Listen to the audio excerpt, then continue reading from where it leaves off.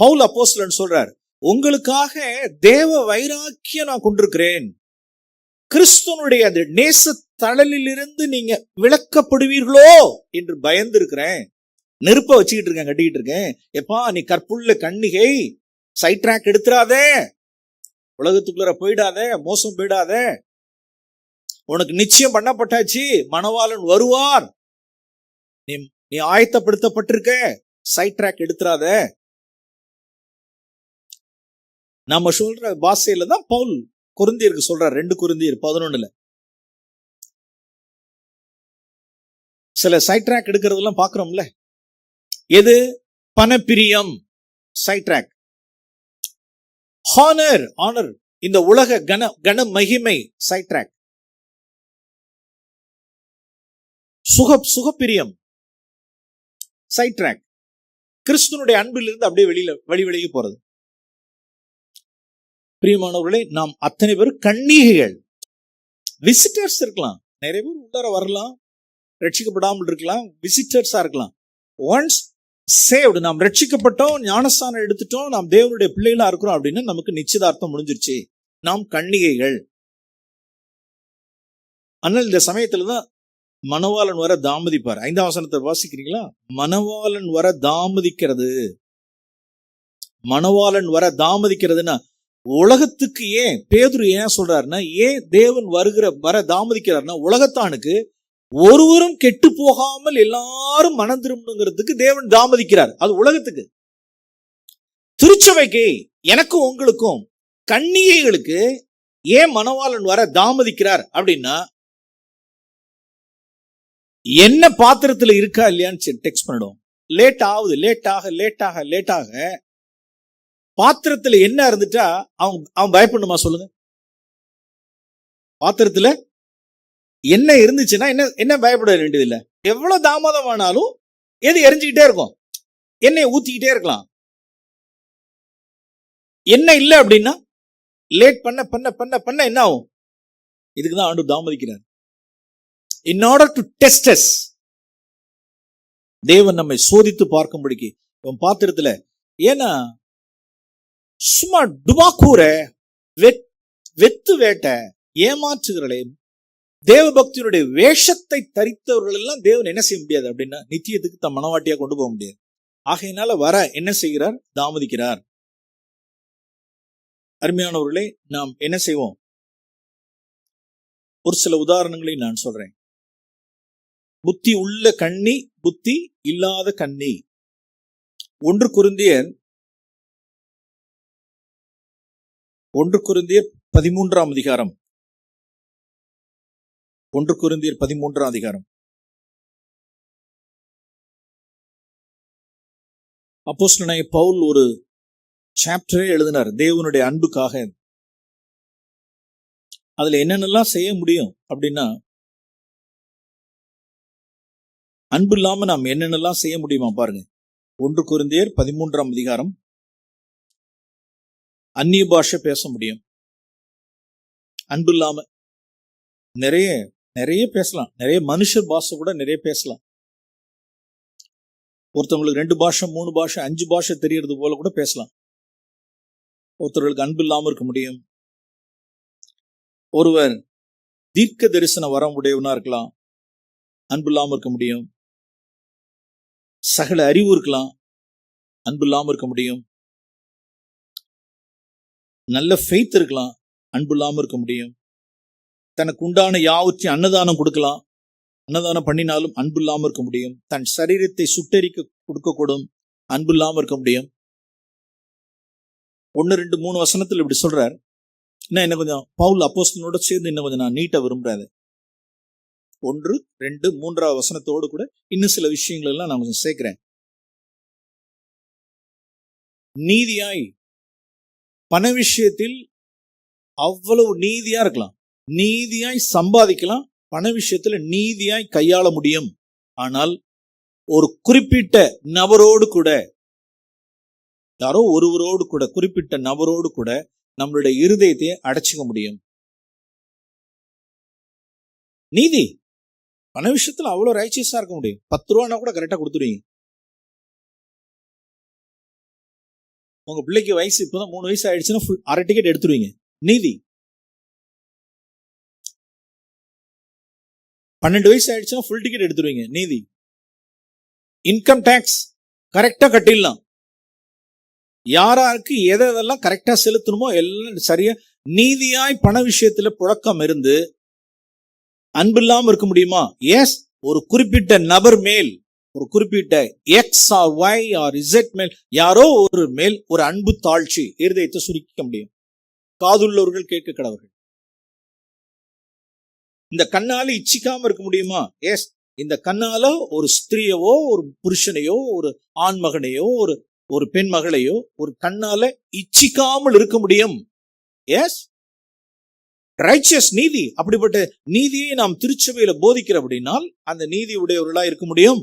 ஆனால் இருதயத்துல யாரோ சம் எக்ஸ் ஆர் ஒய்யை குறித்து இருதயத்துல அன்பு தாழ்ச்சி இருக்க முடியும். Find out.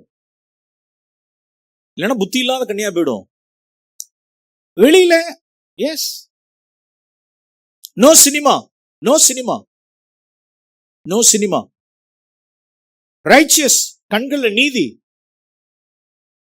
சினிமா பாக்குறது கிடையாது. ஒரு ஸ்திரீ ஏறெடுத்து பாக்குறது கிடையாது. அவ்வளவு நீதியா இருந்து யார் மேலேயோ அன்பு இல்லாம இருக்க முடியுமா? அன்பு இல்லாம இருக்க முடியும். கடன் இல்லாமல் ஒரு வாழ்க்கை வாழ்ந்து அதுல மேன்மை பாராட்டலாம். ஓகே, நல்ல வாழ்க்கை நீதி. கடன் இல்லாம வாழ்ற வாழ்க்கை நீதி. அன்பு இல்லாம இருக்க முடியுமா? சம் எக்ஸ் மேல், சம் ஒய், யாரோ ஒருவர் மேல் அன்பு தாழ்ச்சி. உள்ளதை உள்ளதுன்னு சொல்ல முடியுமா? எஸ். உள்ளதை உள்ளதுன்னு சொல்ல முடியும். உள்ளதை உள்ளதுன்னு எல்லா சூழ்நிலையிலும் சொல்ல முடியும். அன்பு இல்லாம இருக்க முடியும். ஈவன் யார்ட்டையாவது ஒரு சிலர்கிட்ட காயப்படுத்திருப்பாங்க. யாரையாவது ஒரு சிலர் கோவப்படுத்திருப்பாங்க, காயப்படுத்தி இருந்திருப்பாங்க. மன்னிப்பு கேட்க முடியுமான்னு கேட்டா எஸ், மன்னிப்பு கூட கேட்க முடியும். சாரி, உங்களை நான் கோவப்படுத்திட்டேன், உங்களை நான் இடற பண்ணிட்டேன், என்னை மன்னிச்சிருங்க அப்படின்னு சொல்லிட்டு ஒருத்தவங்கள்ட்ட மன்னிப்பு கேட்க முடியுமா? எஸ், மன்னிப்பு கூட கேட்க முடியும். அன்பு இல்லாம இருக்க முடியுமா? ஒரு குறிப்பிட்ட நபர் மேல், சம் எக்ஸ் ஆர் ஒய் மேல் அன்பு இல்லாம இருக்க முடியும். அதெல்லாம் பாசிபிலிட்டி. நீதியாய் வாழ்ந்துட முடியும். இது எப்படி பிரதர் அப்படின்னா, லூக்கா, யார் திருப்ப வேண்டாம், நமக்கு எல்லாருக்கும் தெரிஞ்சா, லூக்கா 15ஆம் அதிகாரத்துல ஆண்டவராகிய இயேசு கிறிஸ்து ஒரு ஓமையை சொன்னார். ஒரு மூத்த குமாரன், ஒரு இளைய குமாரன், ஒரு தகப்பன் அப்படின்னு 3 கேரக்டர். அதுல இளையவன் தூரதேசம் போயிட்டான், கெட்டு சீரழிஞ்சிட்டான். அவன் திரும்பி வர்றான், புத்தி தெளிஞ்சு தகப்பன் வீட்டுக்கு வர்றான். இப்ப 2 கேரக்டர் இருக்கு. ஒன்னு தகப்பன், இன்னொருத்தர் யாரு? எல்டர் பிரதர், மூத்த பிரதர். அந்த மூத்தவன் மேல ஏதாவது குறை கண்டுபிடிக்க முடியுமா? சொல்லுங்க, நீங்க சொல்லுங்க. வேதத்தை வாசிச்சிருக்கீங்கல்ல, ஆண்டவர் சொன்னார்ல, அவன் என்ன சொன்னா? என்னுடைய இத்தனை வருஷ காலமாய் உம்முடைய கற்பனை எல்லாவற்றுக்கும் நான் என்ன செஞ்சேன்? நான் கீழ்ப்படிஞ்சேன். என்ன சாட்சி! அந்த பண்ணையார் வீட்டுல அந்த மூத்த பையனுக்கு இருக்கிற சாட்சி என்ன சாட்சி! என்ன லைட்டு, என்ன தீவட்டி! நீதி நீதி நீதி. எல்லாம் டாடி என்ன சொல்றாரோ எல்லாம் செஞ்சு செஞ்சு செஞ்சு செஞ்சு செஞ்சு நீதியா இருக்க முடியும். ஆனால் ஒருத்தன் வராம பாருங்க, பக்கா பரிசேயன். ஒருத்தன் உள்ளார வர்றான், புத்தி தெளிஞ்சு உள்ளார வரும் பொழுது முடிஞ்சிருச்சு. இருதயத்தினுடைய கோபம் பாருங்க. அவனை ஏற்றுக்கொள்ள முடியல, அவனை மன்னிக்க முடியல, அவனை போய் முகமுகமாய் பார்க்க முடியல, அவனை விசாரிக்க முடியல. வீட்டுக்குள்ளாரையே நுழையாதபடிக்கு வாசல்லே நின்னு தகப்பனையும் பேசுறான் பாரு.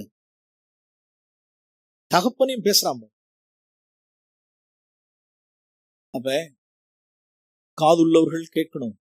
ஆண்டவரே, நான் வெளியில எவ்வளவோ நீதி நியாயத்தெல்லாம் நடப்பிச்சுட்டு இது நீதி இது நீதி இது நீதி இது நீதி நீதின்னு சொல்லிட்டு இருதயத்தில் தேவன் பேர்லயும் அன்பு இல்லாம இருக்க முடியும், மனுஷன் பேர்லயும் அன்பு இல்லாம இருக்க முடியும்.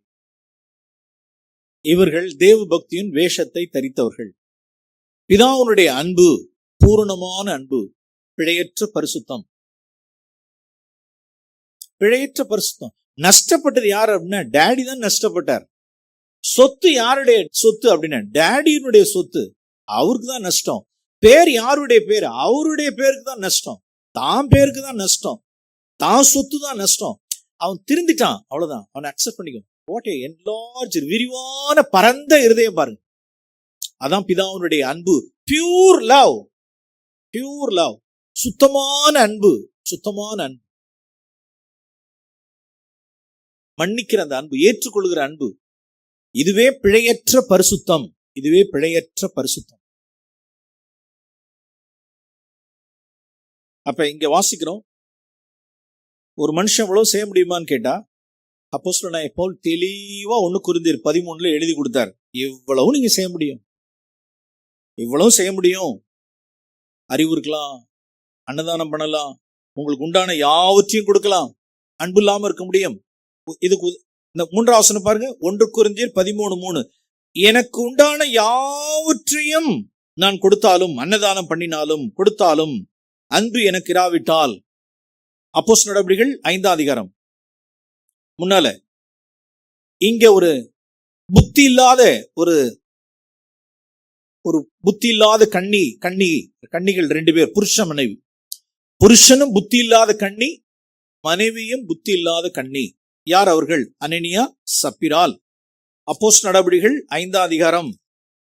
இவர்கள் கன்னியான்னு முதல்ல சொல்லிடும். இவர்கள் கன்னிகையா அப்படின்னா எஸ் கன்னிகை. அனனியா, சப்பிரால் கன்னிகையா? எஸ் கன்னிகை. இவர்கள் எங்கிருந்து ரட்சிக்கப்பட்டிருப்பாங்க இவங்க? நான் நினைக்கிறேன் பேதுரு அப்போஸ்தலனுடைய முதல் பிரசங்கத்தில் மனம் திரும்பின அந்த 3000 பேருடைய கூட்டத்துக்குள்ள வந்திருப்பாங்க. யூதர்களுடைய வெறுப்பை சம்பாதிச்சாங்க.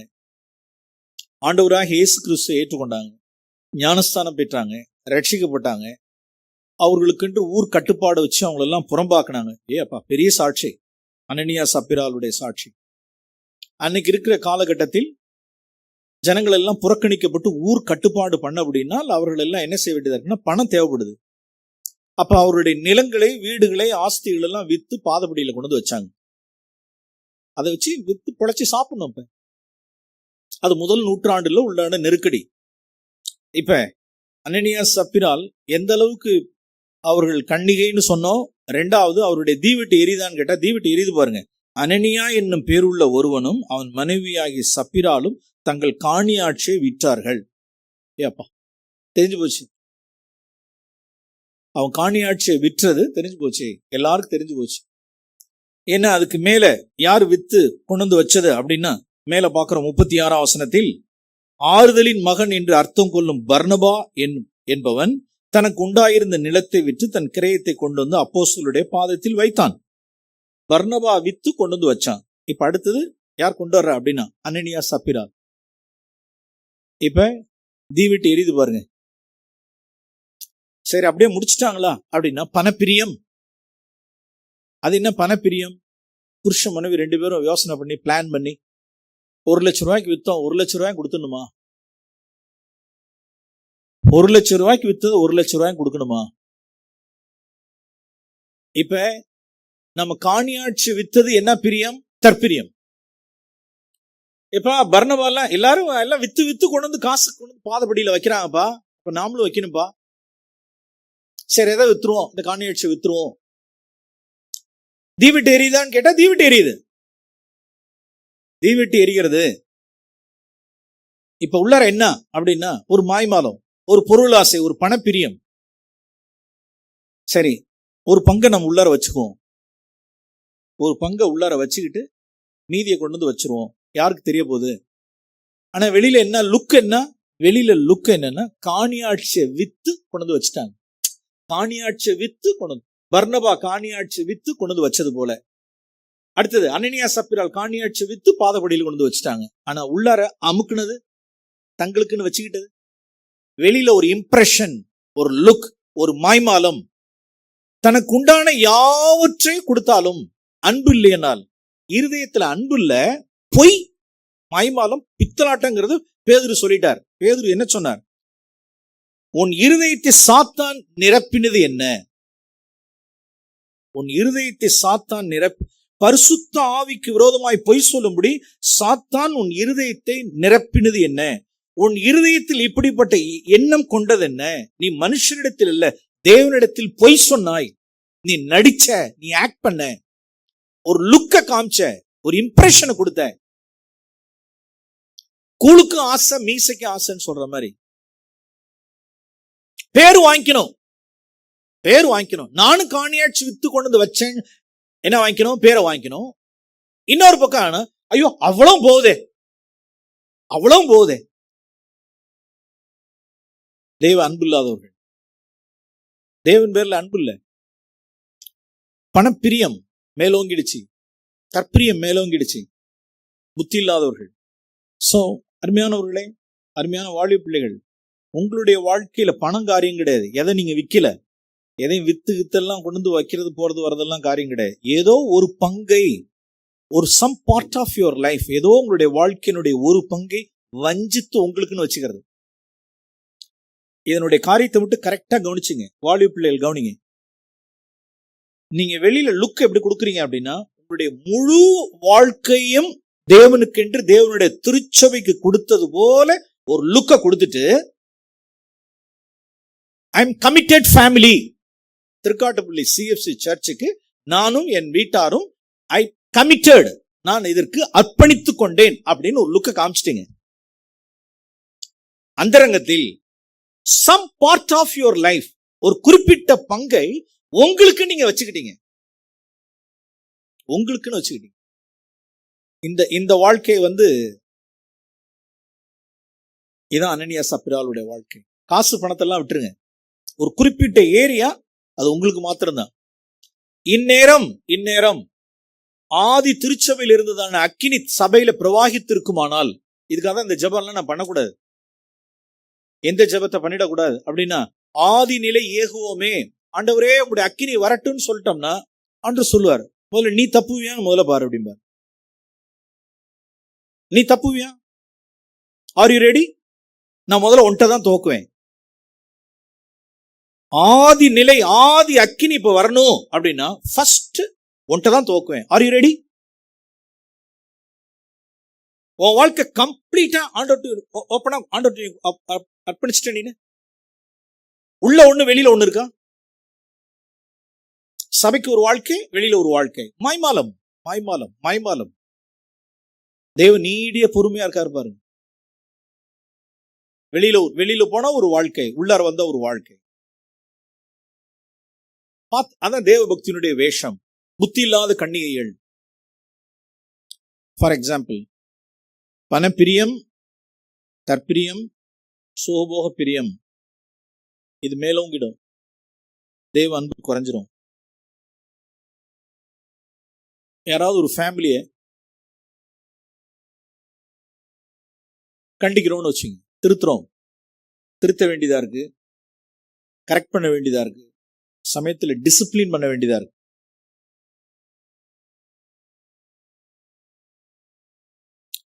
கரெக்ஷன் அல்லது கடிந்து கொள்ளுதல், திருத்துதல், கடிந்து கொள்ளுதல், சிக்ஷித்தல், என்ன நல்லா இருக்கு பாருங்க.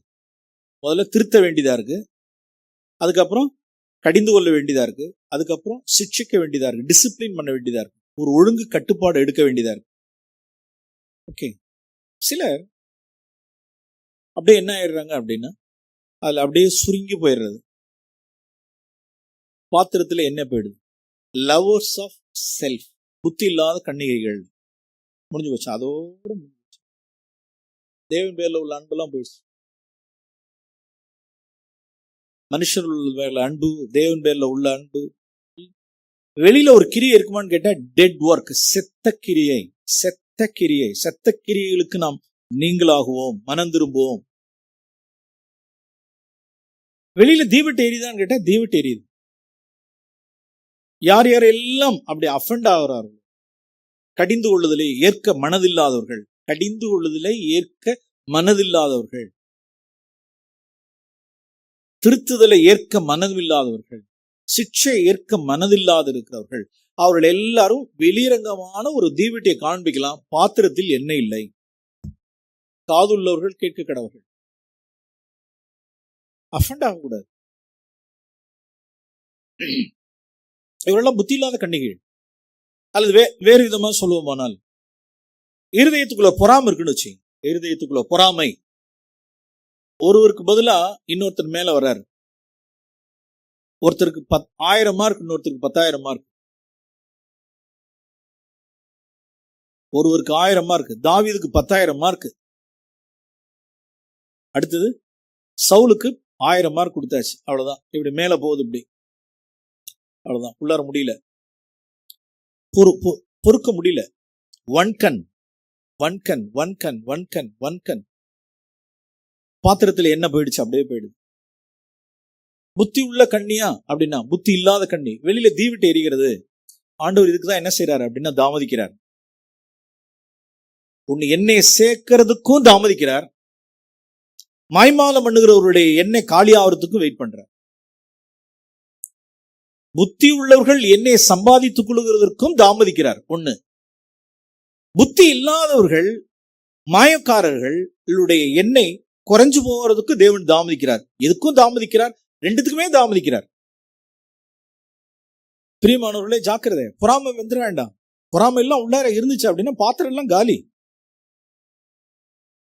மன்னிக்க முடியாத இருதயம், அதான் சொன்னல, அன்பு இல்லாத இருதயம். வெளியில நீதி இருக்கலாம், வெளியில தீவிட்டை காண்பிக்கலாம். மன்னிக்க முடியாத இருதயம், அன்புல்ல. உலக சிநேகம், பிரபஞ்சத்தின் மேல் நேசம், தேமா போல என்ன இல்ல. அஃபண்ட் ஆவது என்ன இல்ல. பொறாமை என்ன இல்ல. மாய்மாலம் பண்றது என்ன இல்ல. இதெல்லாம் புத்தி இல்லாத கன்னிகைகளுடைய லிஸ்ட். நம்மையே நாம் நிதானிப்போம், நம்மை நியாயந்தித்து பார்ப்போம். அக்கிரமம் மிகுதியாவதினால் அன்பு தணிந்து போகும். ஒண்ணு பணப்பிரியமா இருக்கலாம், தற்பிரியமா இருக்கலாம், மனத்தாங்கள் அடைகிறவர்கள், பொறாமை உள்ளவர்கள், மாயம் பண்ணுகிறவர்கள், இப்பிரபஞ்சத்தின் மேல் ஆசை வைக்கிறவர்கள். இவங்கெல்லாம் யார்? இவங்கெல்லாம்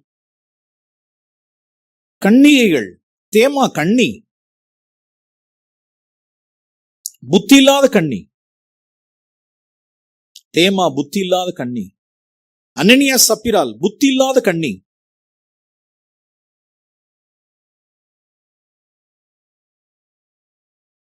தேவபக்தியினுடைய வேஷத்தை தரித்து பலனை மறுதலித்தவர்கள், பாத்திரத்தில் எண்ணெயை விட்டவர்கள். எபேசு சபையினுடைய தூதன், வெளியில மினிஸ்ட்ரி இருக்கு, ஆதி அன்பை விட்டவன், புத்தி இல்லாத கண்ணி.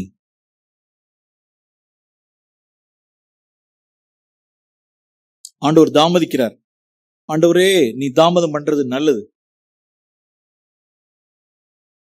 நான் என்னை சம்பாதித்துக் கொள்ளட்டும் ஆண்டவரே. தேவரீ, நீ தாமதிக்கிறது நல்லது. உம்முடைய வருகை தாமதமாவது நல்லது. நான் இன்னும் உயிரோடு இருக்கிறது நல்லது ஆண்டவரே. புத்தி இல்லாத கன்னிகைகள் போல நான் போயிட வேண்டாம். என் ட்ராக் மாறிட வேண்டாம். என் பாத்திரத்துல இன்னும் நான் எண்ணெயை சேர்த்து வைக்கிட்டோம். அந்தரங்கத்துல நான் கான்சென்ட்ரேட் பண்ணட்டும்.